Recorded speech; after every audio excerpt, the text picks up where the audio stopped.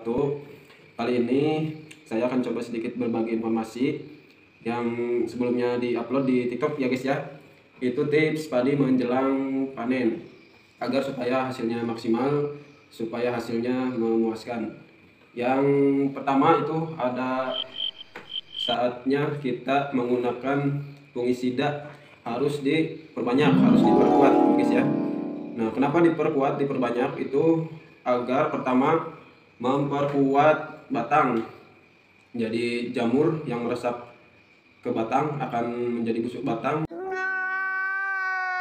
harus dihambat dengan cara menggunakan fungisida. Itu yang pertama ya, menghambat busuk batang. Nah, yang kedua adalah menghambat jamur pada bulir padi.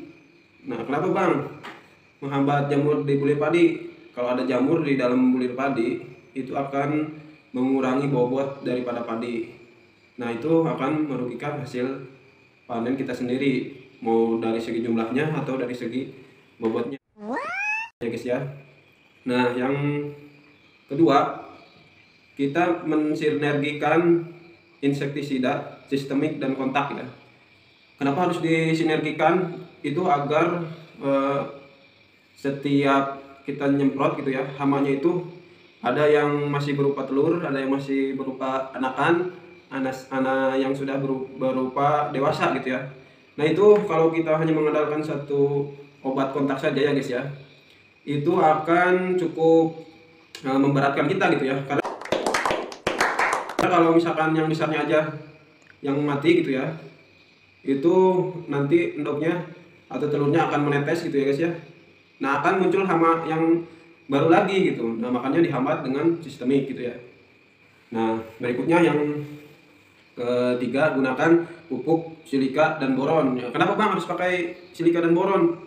Nah, silika itu memang unsur hara esensial ya guys ya, tapi sangat berguna untuk beberapa tanaman seperti padi, jagung, dan lain-lain. Nah, termasuk padi. Kenapa padi? Karena kalau dalam musim penghujan ya guys ya, itu akan mengakibatkan rentan terhadap roboh gitu ya. Kenapa roboh Bang? Karena ya tadi itu padinya semakin lama semakin merunduk, semakin lama semakin merunduk. Nah, kalau tidak kita antisipasi sebelumnya, itu semakin merunduk ya akan semakin roboh, apalagi kalau diterpa angin yang kencang gitu ya. Itu akan memberatkan petani. A few moments later. Silika dan boron. Nah, boron itu dipercaya juga ya teruji juga untuk menguatkan bulir padi ya, supaya tidak mudah rontok gitu guys ya, dan juga memperkuat metabolisme padi gitu ya. Intinya si bulir padi itu ya terjagalah gitu ya. Nah, terus yang selanjutnya itu gunakan pupuk buah kumplit secukupnya. Pupuk buah kumplit maksudnya gimana Bang? Pupuk buah kumplit itu, jadi kan kalau untuk buah itu kalium. Nah, kalium juga termasuk unsur hara buat buah, tapi kenapa yang kumplit Bang? Ya cari yang kumplit yang ada magnesiumnya, boronnya, kalsium. Jadi seperti contohnya di Gandasil, multipadi, kristalon gitu ya, dan sebagainya. Nah, terus yang terakhir yang kelima ya guys ya, keringkan lahan. Kenapa Bang keringkan lahannya? Supaya itu menjaga kerubuhan juga dan supaya terhindar jauh dari penyakit. Nah, kalau di desa kami, petani di desa kami itu percaya kalau airnya banyak terlalu menggenang gitu ya, itu malah semakin kurang bagus ke padi ya. Jadi si hama-hamanya itu gampang berkembang biak di dalam kondisi yang lembab gitu ya. Nah, yang terakhir jangan lupa berdoa.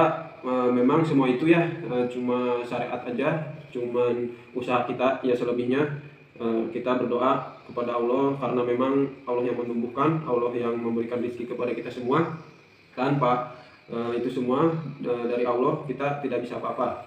Ya, segitu saja guys ya. Mudah-mudahan sedikit informasi atau sedikit pengalaman. Buat yang lebih berpengalaman atau lebih suhu, boleh berkomentar ya, dengan rasa senang, rasa terbuka juga gitu ya. Boleh silakan mereview juga, berbagi. Semoga petani Indonesia kita berkah selalu, sukses selalu, dan makmur selalu. Amin ya robbal alamin. Kurang lebihnya mohon maaf. Pokoknya buat petani muda Indonesia, sukses selalu, berkah selalu, semangat selalu, gaskeun. Kesun bos wis nonton, jangan lupa subscribe, like, share, and comment.